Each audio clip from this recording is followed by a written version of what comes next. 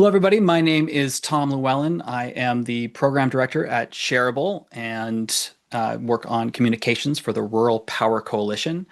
Together, we are hosting the Power by the People, the organizing training for rural electric cooperative member owners. This is the first of 4 sessions. We hope that those of y'all who are showing up for the first one will stick around for the series. Each one of the sessions builds on top of the one that happened before it. These sessions will be recorded. We will be sharing the recording out most likely tomorrow, but we will give everyone who speaks when we have some interactivity going on the opportunity to let us know that they would like to not be included in the recording, and if so, we will then edit out whatever you say before we share the recording with other participants. So just let us know, and you don't have to worry about being recorded if you do not wish to be recorded. Today, we're going to be focusing on organizing for energy affordability and resiliency. So we're going to be kind of going over course materials, how the series is going to be structured, and some of the basics of how to start having productive organizing conversations with rural residents and other co-op member owners. And if you are a little less familiar with electric co-ops, maybe you're a member owner and you only just figured that out, or maybe you're not a member owner at all, there's going to be a bit more of an overview in this session for electric co-ops, which then we're going to move off of as we move forward. Also, if you had a chance to review any of those pre-session materials, you'll be up to speed. If you didn't, you can always review them before the next one. We'll be sending out links to all of those, the readings, the recordings, what have you. And if you have any questions throughout this session or the following ones, you can always ping myself, Tom Llewellyn, and Aaron Fernando, who is the lead coordinator of this series. And we'll help you out either in between while the events are going on, the trainings are going on, or in between sessions as well. So most of you probably know something about the Rural Power Coalition. Maybe you read something in the invitation materials, but if you don't, the Rural Power Coalition is led by 19 rural place-based organizations across the U.S. That care about the future of rural electric cooperatives, rural communities, and the modernization of the U.S. energy system. We've been around as a formal coalition since 2021, but members have been working together informally and as part of other coalitions for a lot longer than that. And we work to center the economic opportunities and well-being of rural communities as they take advantage of new investments in energy infrastructure, especially through programs like New Era and PACE, which came out of the Inflation Reduction Act, which we played a major role in advancing through Congress and getting into that bill. There's a lot more that we could say, but I want to not focus on Rural Power Coalition. I'd rather focus on the work. But to be able to do that and to orient this course moving forward, we're hoping to get a little bit more information about where everybody is coming from, kind of what drew you to this series. And so we're wondering if you can engage in the chat one more time and let us know what are the pressing energy related issues in your community that you're thinking about that's making you want to get more involved in your co-op or learn if your electric co-op is a medium for that sort of action. So if you could go ahead and let us know, and then we've got time for to hear from a couple of folks that have joined us in the series. So if you want to jump in, so we got data centers moving away from fossil fuel generation. And Carol, are you interested in coming off a mute for just a moment and sharing, if there's some specific data center action that's going on where you're located? Hi, not at this moment. We are trying to get ahead of the game. Got it. Excellent. Thank you, Carol. The end of a 3-year countywide solar moratorium. Okay, excellent. Opportunity for progress coming through. Co-op transparency. So we got a cooperative business developer who's been involved. I'm wondering, Kay, Slama, are you interested in coming off of mute for just a moment? Okay, now you allowed me. Did you allow Yeah. me to unmute? Yep, we can hear you. So what would you like? Yeah, if you want to just expand on kind of what you shared around transparency, and especially in relation to your co-op board. Well, remember your documents talked about boards of old white men. Well, I'm in the upper Midwest, so that's, we don't have an issue with other races, but well, we just can't get in. We can't know what the heck they're doing, what they're voting on, who votes how on what, because they don't allow us to come to the business part of the board meeting. They'll allow us to come and talk to them, and then we have to leave. They don't print minutes or they don't record the board meetings. It's just a real problem, and no way to communicate with fellow member owners. They just don't allow that. Got it. Thanks, Kay. I think we can transition. There's going to be opportunities throughout this series to connect with others that are working on similar issues, to be able to bring your questions. We are fortunate to have two presenters for today's session.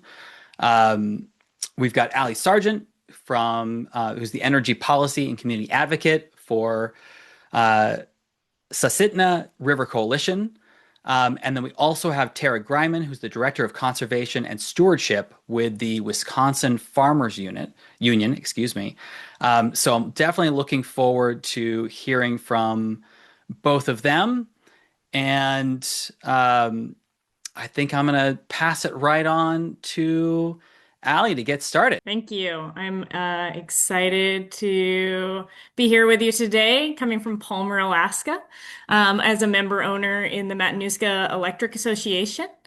And so I want to start by telling you a little bit of a story of how I got into advocacy and organizing work. The first time I remember learning who really controlled a river was when I got the call from some friends back in, I think, late high school, saying that we would not be able to go paddling today.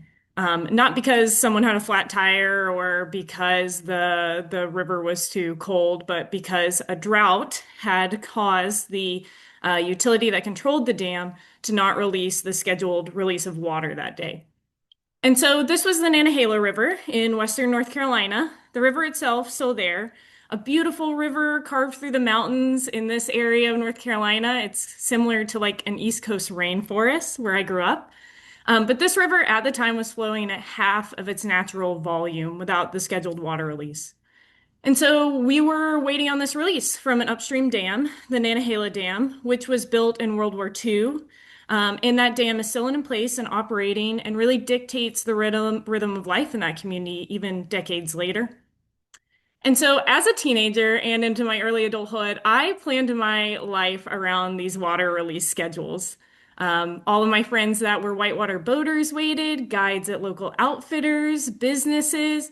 Our entire weekends were dependent on a decision made by people really far away at Duke Energy, who we would never meet, and had what I imagined to be a like glowing red button in a glass case somewhere that said release the Nantahala. And those people never asked my community's opinion on when and how much water to release. And so at that time, I didn't call what we were thinking and doing collectively energy policy. I didn't call it governance. I didn't call it organizing at all. I just knew that something really powerful like a river could be turned on and off, and that a lot of my community didn't have a say in it. And years later, I found myself standing along a different river here in Alaska, the Susitna River that you see in the photo here now. It is 312 miles long. It is cloudy and gray, but not from pollution, but from this absolute like dusty runoff from carving mountains away. It is Susitna in Dena'ina means sand river, and it's very much that. It feeds and supports all five species of Pacific salmon. It supports villages, sustains communities, and eventually empties into Cook Inlet near Anchorage. And so once again, here in Alaska, along a really beautiful river, I found myself asking the same question. Now with more urgency, as my home river, the Susitna, is threatened by the prospect of a large hydropower project. And so it's got me wondering who gets to decide what happens to the energy we depend on, and how do everyday people learn to have a voice in those decisions? And this is really what got me into organizing. So it starts with growing your network and finding out who you can count on. So if you're wondering where to start, I would suggest starting close. I would say your friends, your neighbors, the other parents at your kid's soccer game, your book club, your community council, even folks that you may see at your cooperative meeting. No one needs to be an energy expert to get involved with their utility. They just need to understand that their participation really matters in this world. And when you're done looking close at your friends, your family, your coworkers, start looking for the walls that are keeping those folks out of that circle. So often the biggest barrier, and like many of you spoke of in the chat, isn't apathy, it's structure.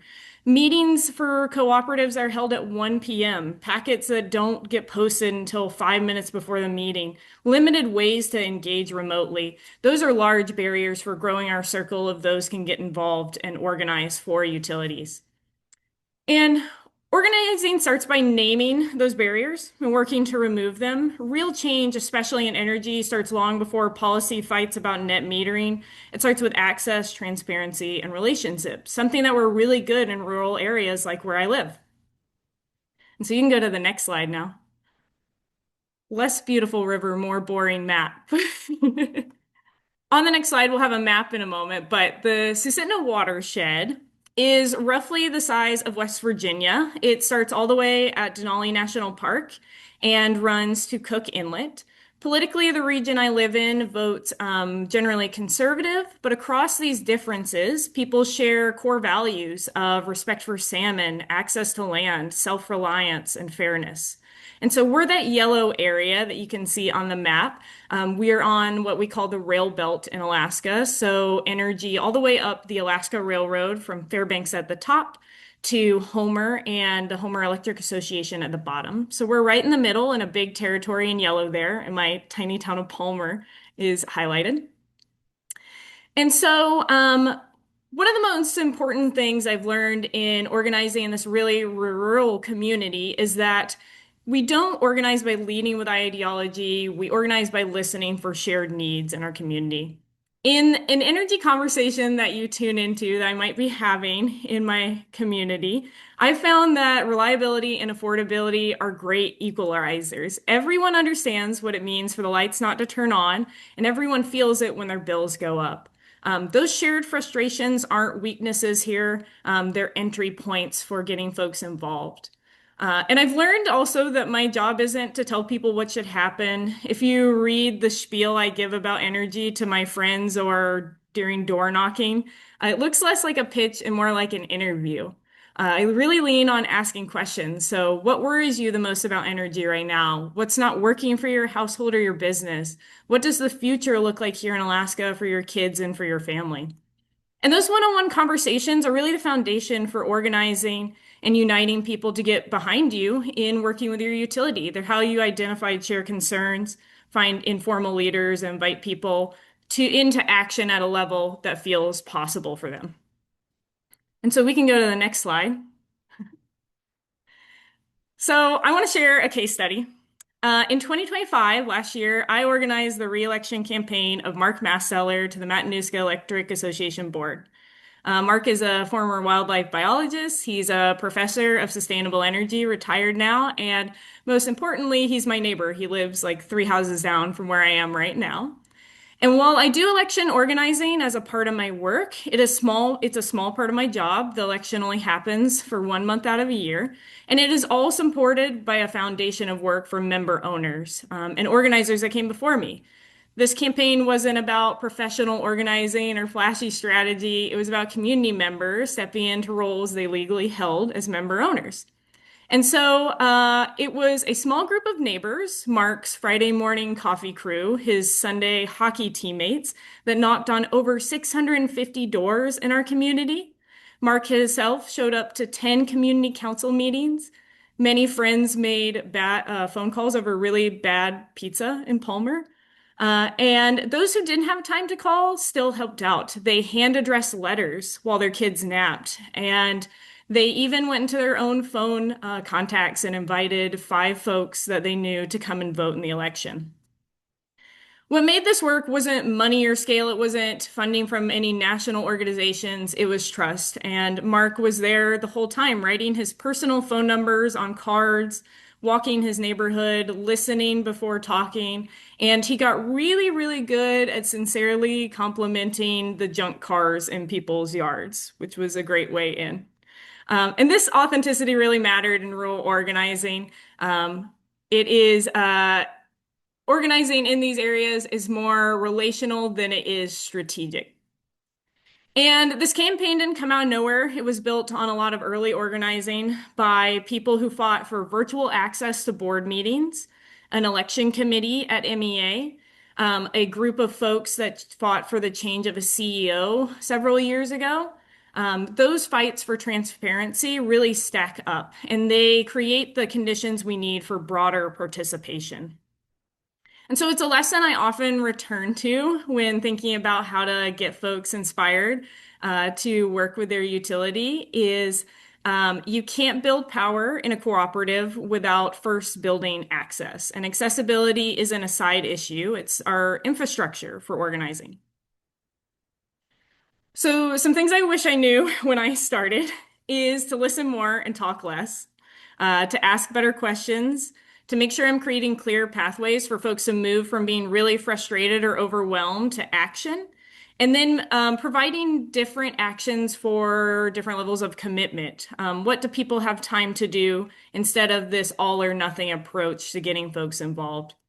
Most people decide to get involved when they're really frustrated or angry or overwhelmed. And my role hasn't really been to amplify that anger endlessly. It's been to turn that into agency and get folks acting on those feelings. And so that might look like in your member cooperative, helping someone write testimony for a board meeting, just encouraging them to vote. It can look like inviting them to apply for the member advisory committee at your co-op. It could be taking notes at the board meeting. It could be even getting a group of friends together to evaluate the transparency of your utility. Maybe even creating your own version of a transparency scorecard like you see on the slide now. This is the one from the Alaska Energy Transparency Project that we use to evaluate utilities in Alaska. And that's something you could do on your own time and is something detailed in section 2 of the toolkit that we're about to talk about.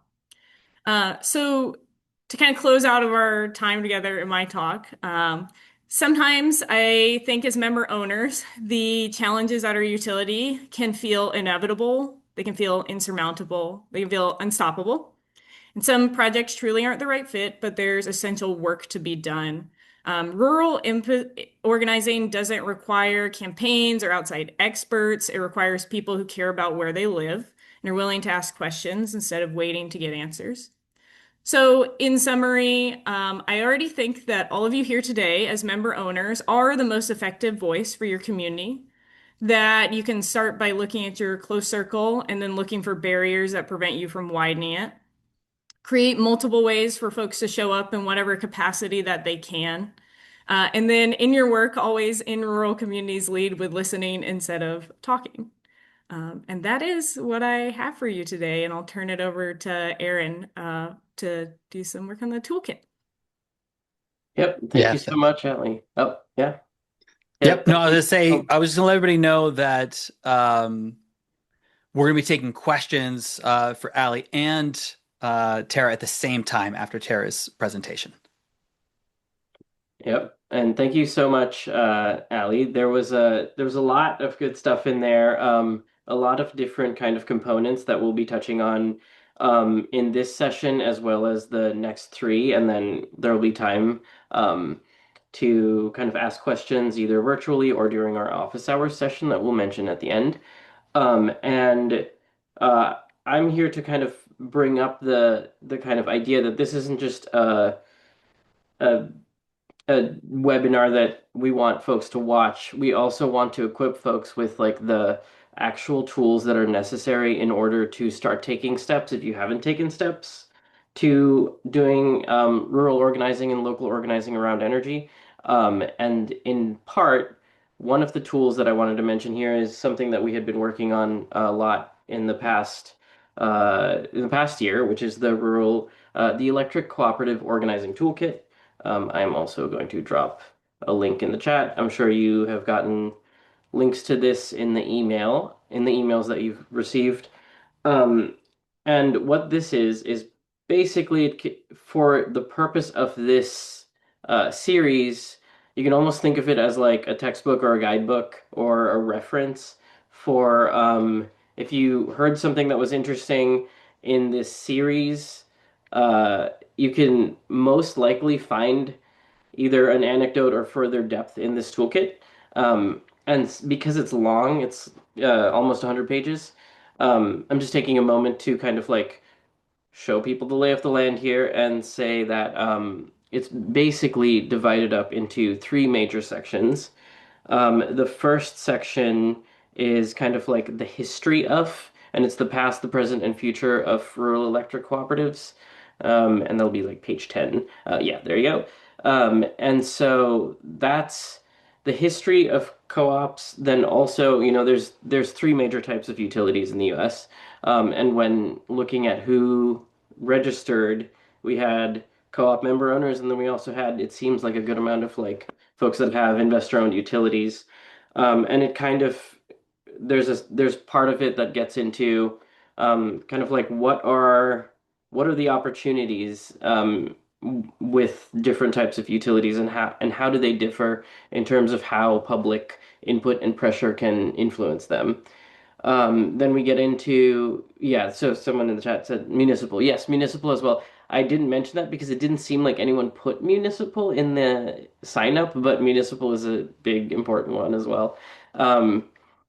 And then we have kind of the differentiation between like generation and transmission co-ops, which is a detail that you might find interesting. It's in there. So there's kind of like the history of, and then the theory of change and how co-ops can actually be used to like drive efforts for that are focused on energy affordability and reliability. After that, there's section two, which begins on page 27, and that is maybe slightly, it might seem more dry, but it's kind of like the kind of the meat and potatoes of what you will need to know in order to actually get moving on organizing co-op member owners. And that we will cover a lot of that in the next session. That's things like bylaws, annual reports.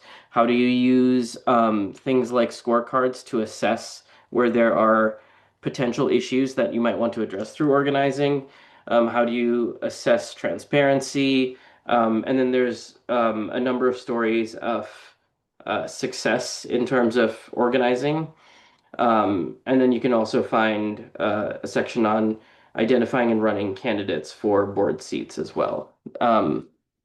Then the third section is maybe like the more technical section, and that's shaping projects and programs. And that has to do with things like specific programs like the integration of agriculture and solar or agrivoltaics, things like community solar, batteries.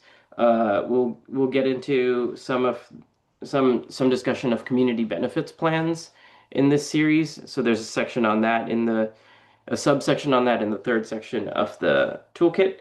Um, and then, how to make programs like weatherization more accessible through things like inclusive utility investments.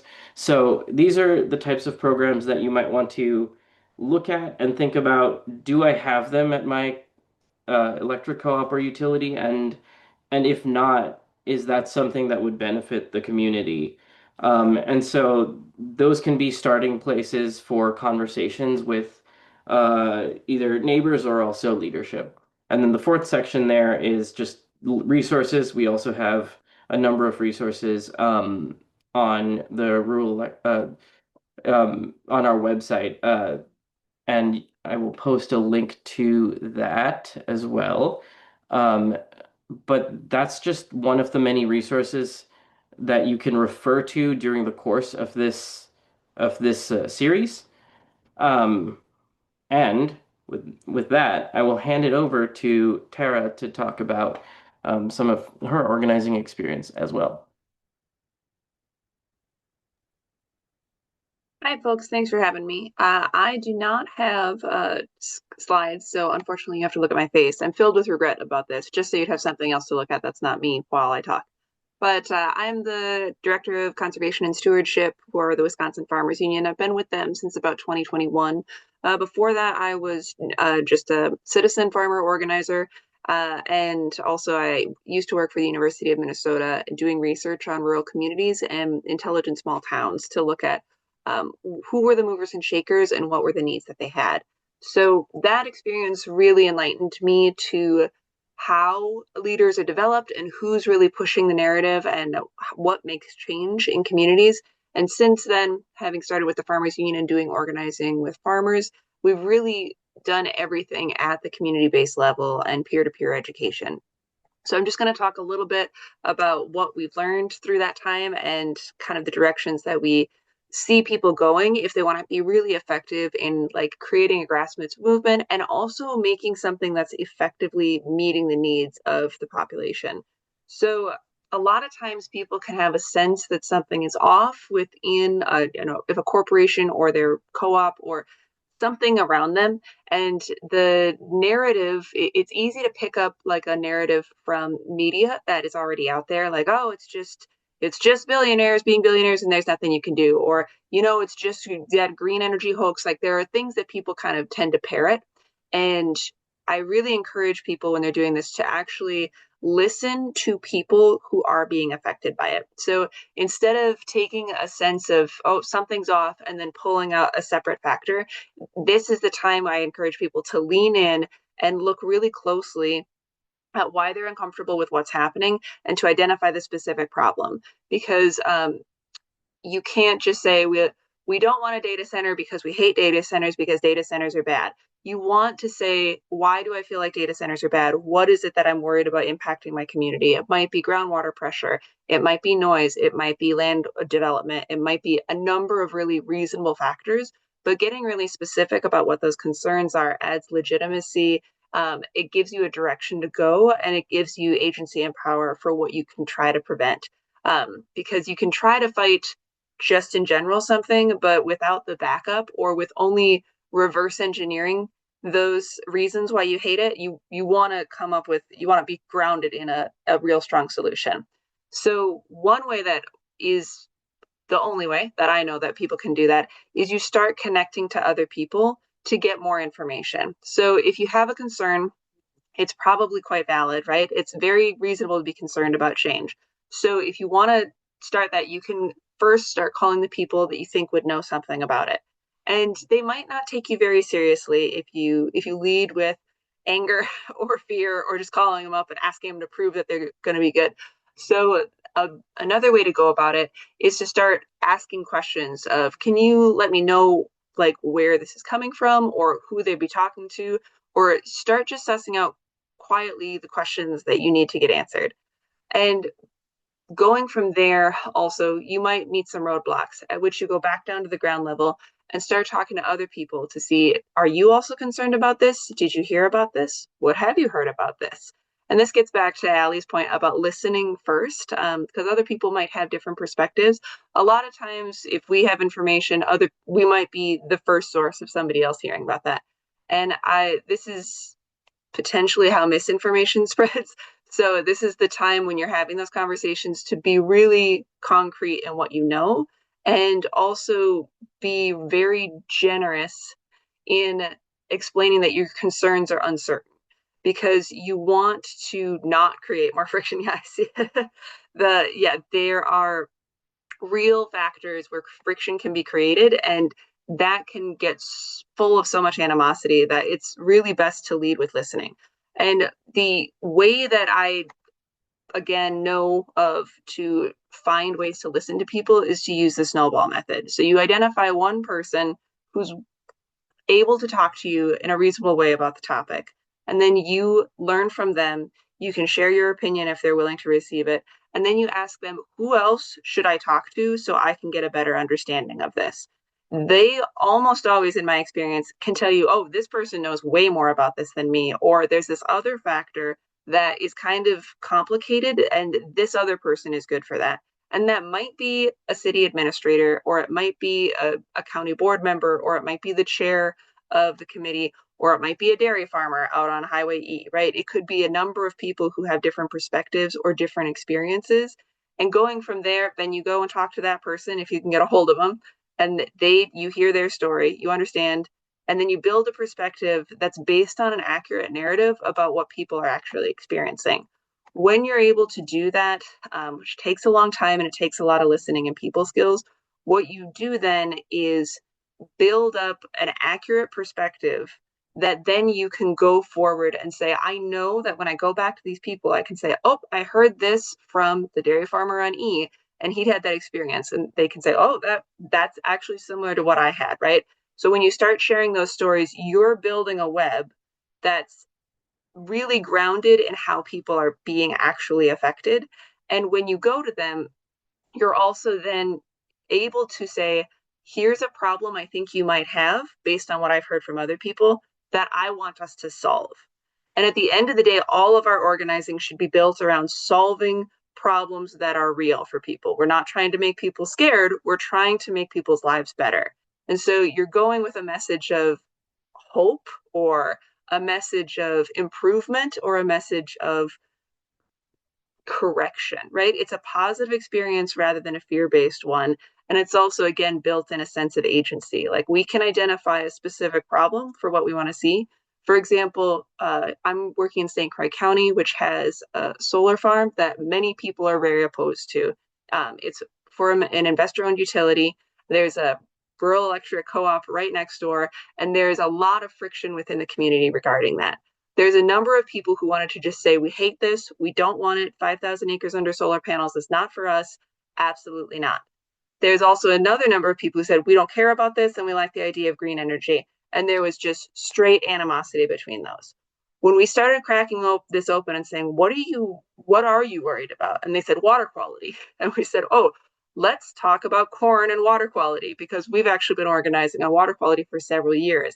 And here's the information on what we could do to mitigate that, and also the demands that we have, that we want to bring to the solar developer to ensure that we're keeping this area safe. At that point, some people were unable to think about the possibility of yes, and other people said, oh, well, why don't we negotiate to just protect ourselves and make this a better situation? They started going to board meetings and having those conversations. And now their county board is actually representing them through a negotiation process to get a joint development agreement. And all of that occurred because people sat down, they listened to actual concerns. They said, yeah, those concerns are valid. Let's get ourselves protected legally through that. And then they brought those ideas to the county board. And this was all new information. The county board had never known that they could negotiate. And this is the idea of like creating a community benefit agreement that's based on something that's specifically understood, and then concerns that you actually have, and then bringing those forward. Beyond that, we said, but you shouldn't ask for just protecting yourself from harm. You should actually ask for investing in your community, because a neighbor who's going to come in, they should add to the community, not just not harm it, especially if that neighbor comes with $16 million of assets. They have something to give back. And so at that point, they started having conversations of, what do we need as a community? Do we need better EMS services? Do we need to make sure that these roads get reimbursed at a different level because they'll be at higher use? Do we need to make sure that our schools are actually being paid because of other costs? And so at that point, when you give yourself a foundation of knowledge and also an understanding of the problem, and also the power of a bunch of people who can come to the consensus that we're all here just for the betterment of the community without trying to be unreasonable or point fingers, you can really build a sense of accuracy and power that's coming from a place that everybody in the room can respect. So I've used up just about all my time, but I just want to note that this takes a long time if we're moving at the speed of trust. And so it takes a lot of earnestness and a ton of painful vulnerability. And for those of us who are shy like me, it can be a slog, but it's also very extremely rewarding. And is making us have a broader base of knowledge that gives us the power and legitimacy that we need. I also think it's really important to note that this often comes from just saying the one extra sentence. I know we have one member who's a former lawyer, and she had all of her comments for what she wished happened. And she thought that the entire board was so sick of hearing from her. And so she ended up just handing them pieces of paper and saying, I'm sorry, I'm done after this. I know. And I got calls from those board members like, her comments were so useful. It was nice to have something really specific that we could pin to so that we could fully understand something. And I'm telling this to especially a lot of the female organizers I know. Don't be afraid to say the extra sentence or go back one last time and say, I am not here to bother you, but here is what I really think would be reasonable. And despite how that might feel, we might feel that we're being a bother, we might feel that everyone's sick of us. It's actually been the thing that puts people over the edge when they finally understand, oh, this is actually exactly what I wanted. I was just flustered also because a stranger was coming to tell me something. So taking that extra minute and saying that extra thing again is really what makes the difference for folks. So that was a lot. I hope it was helpful. But we do have some time for questions here before we get into the end of our segment. Yes. So sorry, I was fiddling around with thing. Yes. So there's time for Q&A. I would love if folks were able to drop any questions that they have for Tara and Allie in the chat. Also, I'm curious. I know we all are curious if anyone that is currently on the call has already started doing some sort of organizing or having these types of conversations that are in fact organizing conversations. I know we asked for issues that are popping up in your localities. And so if anyone wants to share a little bit more about that, you can say so in the chat, and then we can potentially even call on you. And then, yeah, it looks like uh, we may have a question from Jay. Does that sound correct? Let me see. I will try to find. If you are willing Sure, to. I got it. You Yeah, unmuted me. Yeah. perfect. So one of the things that I do a lot of work with is identifying trusted entities within communities. So we're doing a lot of work through faith-based organizations. So we started a interfaith alliance in the county I live in that also has a green team. So we're able to, for this year, for the elections for the Public Utility Commission or the Public Service Commission, actually did candidate forums, for example. And we were able to start a couple of other new entities that actually led to having the county adapt and put on their budget to hire a sustainability coordinator, which we were able to do strategic planning. So those are, and we were doing that through churches, working with medical clinicians, medical clinics, anchor institutions like our four-year state university that's in town. It's a state liberal arts college, that type of thing. So I just wanted to recognize the role of organizing around trusted entities. There's actually, yeah, there's a question here. Your organizing suggestions all assume that member owners have a way to communicate with each other. How do you start when the co-op denies that to us? Yeah, I can start touching on that a little bit. I mentioned a member advisory committee, and my utility actually also doesn't have one. We are out of the utility, the four rail belt ones in Alaska are scored the lowest on transparency at Matanuska Electric, and it's something we're working really hard on. So we're in the midst of it still, even decades after organizing. But, we have just done a lot of really internal base building with friends and family, and we've worked in these community groups that have been mentioned before.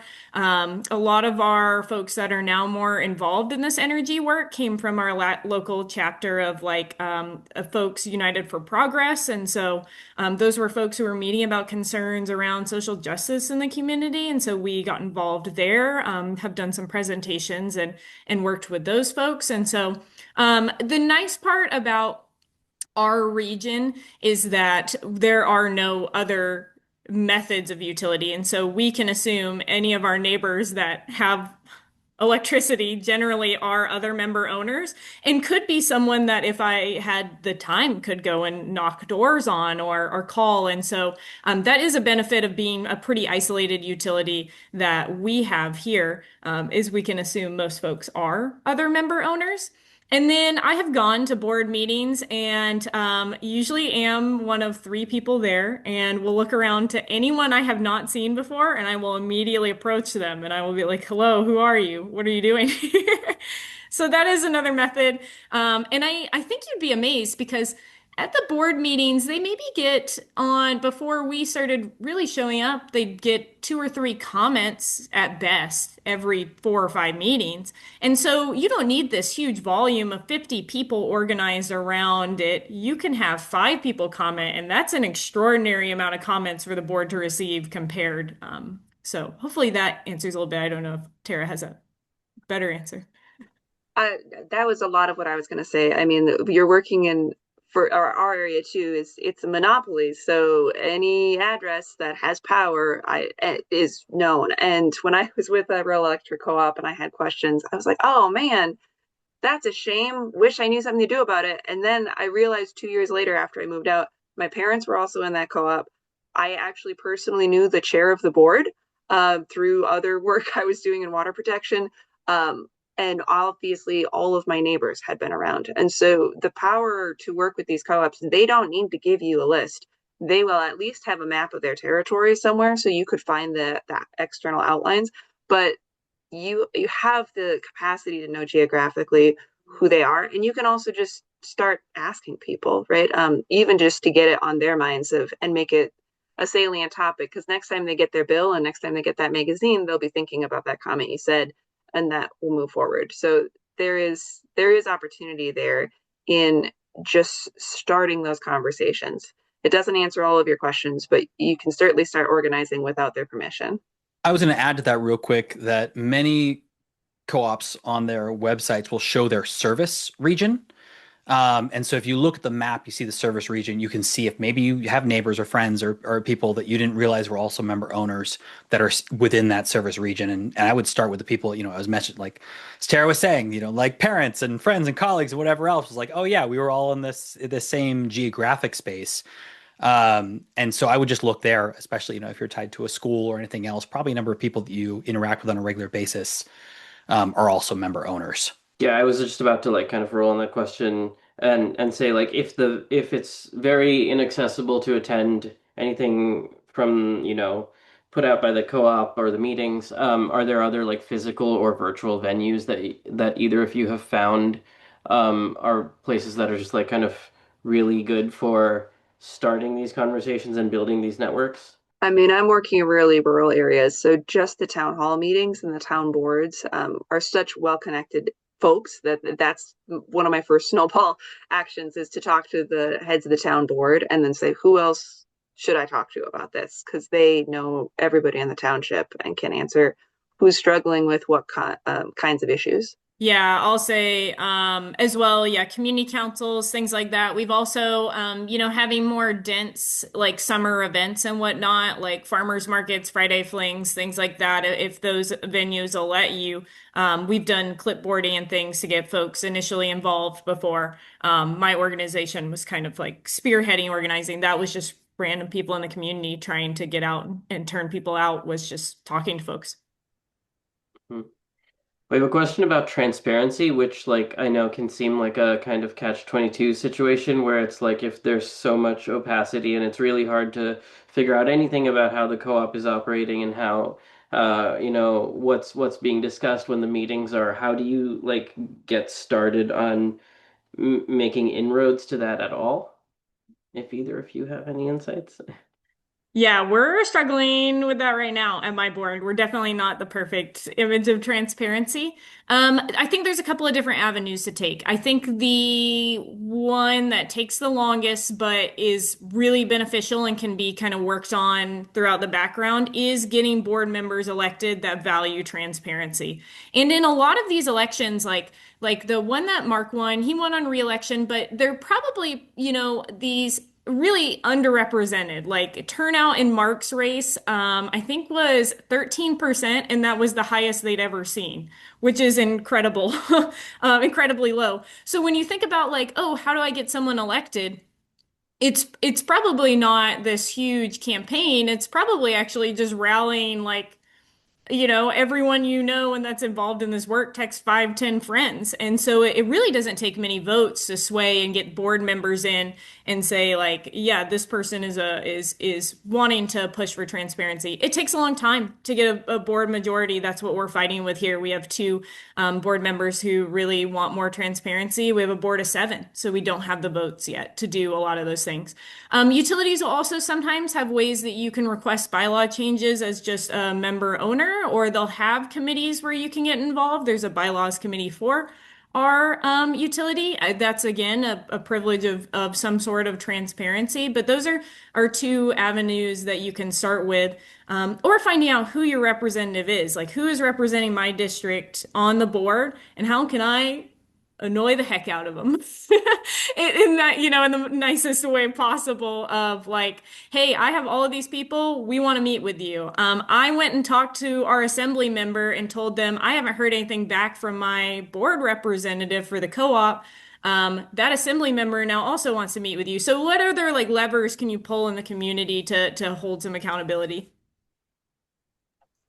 Yeah, I fully agree. I strongly encourage before you start being threatening. I'm not saying don't get threatening, but just I would say call every single staff member that you can find until you can talk to one of them and be like, what's the election process? How does this happen? When's the next board meeting? How do people know when the next board meeting is? Like just fundamentally ask those questions and make them aware that nobody knows. What is it? Occam's razor, assign is that the simplest one?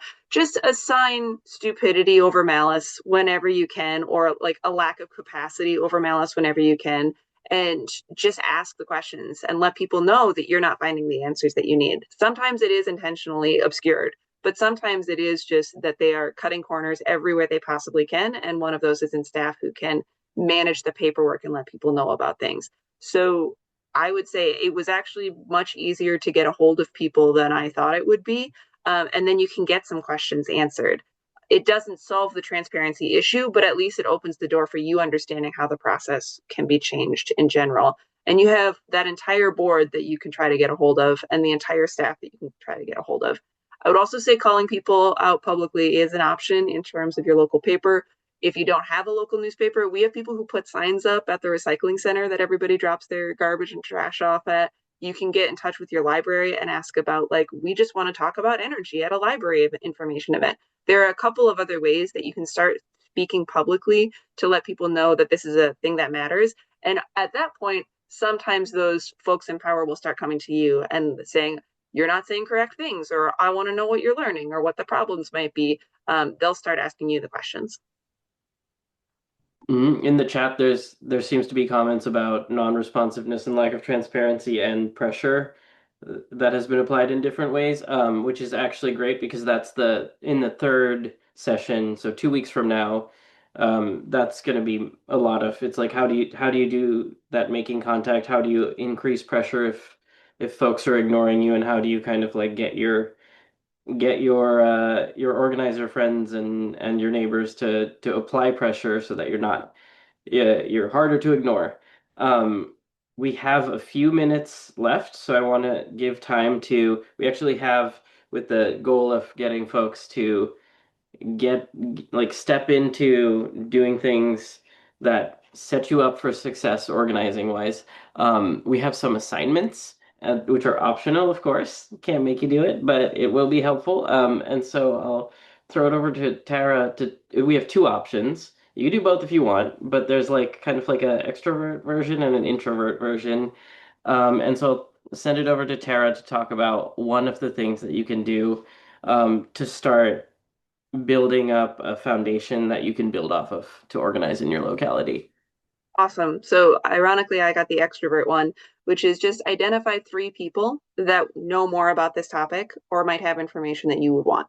And that could be a board member or a staff member on the co-op, and it could be a town board chair, or it could be the city administrator locally, or it could be a friend that you know who has solar, or it could be just anything. Just find 3 people who have a different amount of perspective on this than you do, and consider setting up a meeting with them. Extra credit if you actually meet with them and then can connect them all. But the first part, like I said, is just listening to what they have to say and learning the information so that you're speaking from a place of legitimacy. And also you can start getting those people thinking about the concerns that you might have. Yep, and then we got the second option that Allie will present. Yeah, so we've been talking a ton about it, transparency and accessibility. It's a huge issue at our cooperative boards, and it's really foundational for us to be able to do any of our other work. And so I would implore you to go to your utility co-op's website, you might have already, and do some exploring. How many barriers do you have to go through to find the time, date, and location of the next board meeting? Are board meeting materials provided in a timely manner before the meeting? What time of day does the meeting occur at? Does it exclude working families and those who can't get off work?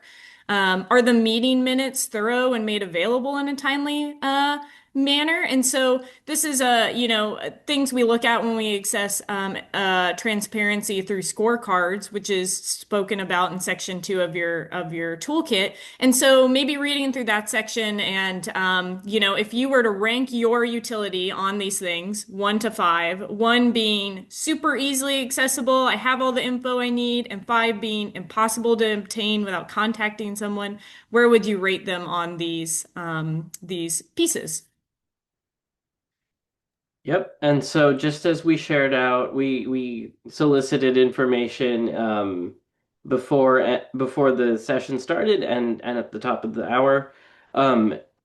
If you hopefully can attend the next one, we will do some sharing out of like how did it go when you did one or both of these assignments?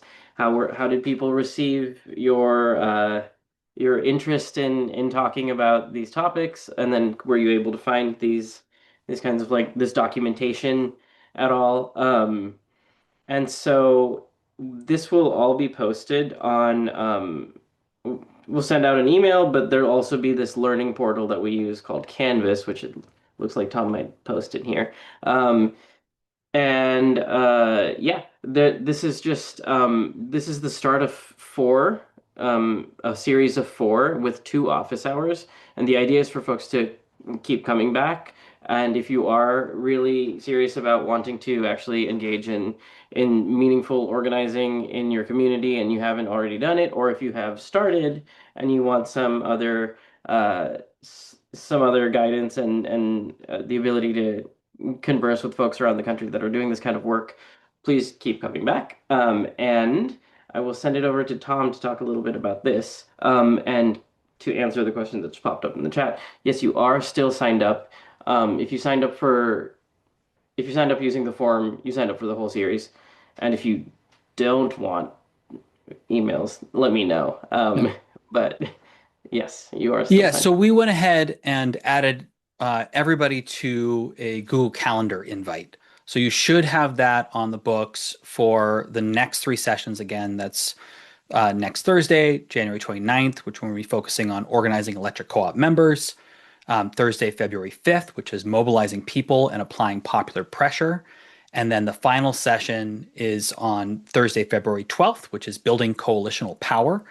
In between the first 2 and the latter 2, we will be having an office hour. And so we're collecting questions that we didn't get to in the chat to be able to go over those. We're also going to do a prompt at the end of next week to find out what are some of the questions you have halfway through the series that you would like to have addressed during that office hour on Monday, February 2nd at this same time. And then we're going to have another office hour on Thursday, February 19th, a week after these 4 sessions end, to be able to go over questions that have come out from the sessions 3 and 4 and anything coming out of the course as a whole.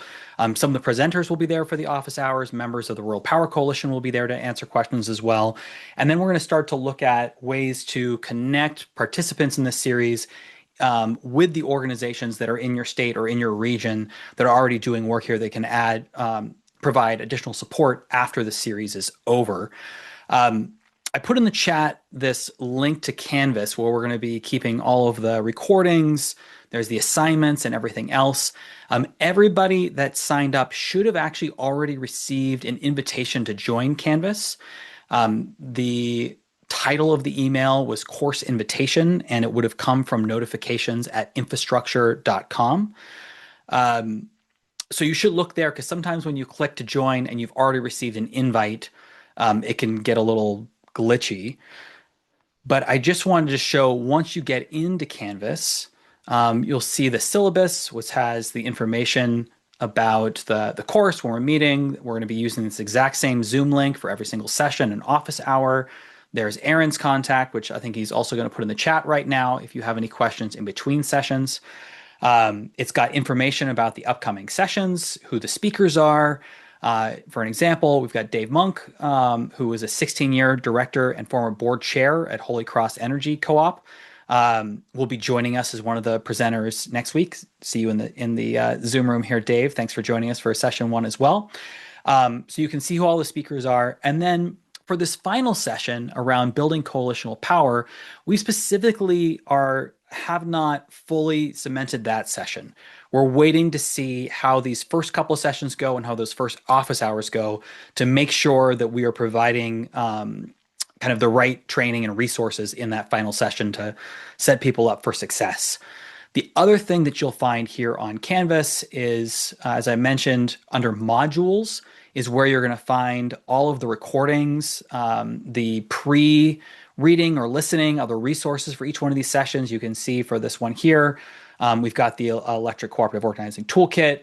We had the Power to the People, Story of Rural Electric Cooperatives short animated film that we did with the Story of Stuff, longer podcasts, a feature story, and then another video specifically around data centers that we thought was relevant. So if you didn't get a chance to look at those resources before the session, they're still relevant to watch now. And then there's another set of resources to review before the next session. And as Aaron mentioned, none of this is mandatory. Check out what you can, and you'll be more prepared for the next one. And then we also have space for discussions. If you want to connect with other members of your electric co-op, see who else is out there in your region. If you've got specific questions that didn't get answered during today's session and you would like to make sure they get answered before the next one or when we have the office hour, go ahead and post something in the discussion board. And we'll also be posting assignments and all that sort of thing if there's any specific announcements. So just encourage folks to engage on Canvas in between the sessions as well.